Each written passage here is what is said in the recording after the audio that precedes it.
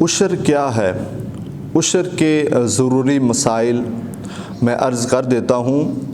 عشر کہتے ہیں 10ویں حصے کو، اور عشر زمین پر ہوتا ہے، مال پر نہیں ہوتا۔ یعنی جو آپ زمین کاشت کرتے ہیں، جب وہ پک جاتی ہے، جب تیار ہو جاتی ہے، جب کاٹ لیتے ہیں تو اس میں آپ نے 10واں حصہ دینا ہوتا ہے اللہ کی راہ میں۔ زکوٰۃ اور عشر میں تھوڑا سا فرق ہے۔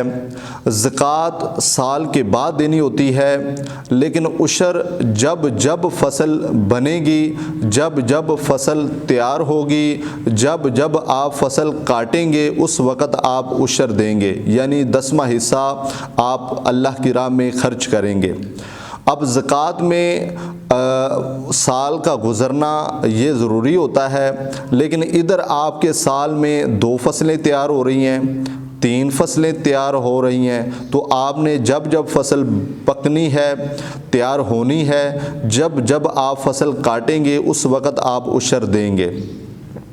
کچھ زمین پر 10واں حصہ عشر ہوتا ہے اور کچھ زمین پر 5واں حصہ ہوتا ہے۔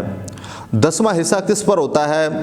جو آسمانی پانی سے سیراب ہوتی ہے، یعنی بغیر مشقت کے، بغیر محنت کے تیار ہوتی ہے، اس میں سے آپ نے 10واں حصہ آپ نے اللہ کی راہ میں خرچ کرنا ہوتا ہے، جس میں آپ محنت کرتے ہیں، یعنی جس میں خرچہ ہوتا ہے، جس سے ٹیوب ویل لگا کر پانی لگاتے ہیں، جس میں کھاد وغیرہ آپ ڈالتے ہیں، اس میں آپ نے جب فصل تیار ہوگی تو 5واں حصہ اللہ کی راہ میں خرچ کرنا ہے۔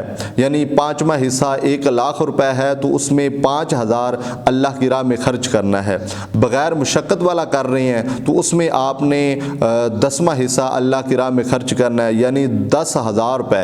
1,00,000 روپے آپ کے پاس آتا ہے، کاشتکاری کی، آپ نے فصل بنائی اور وہ کاٹی اور سیل کی، تو اس میں آپ نے پھر 10,000 اللہ کی راہ میں خرچ کرنا ہے۔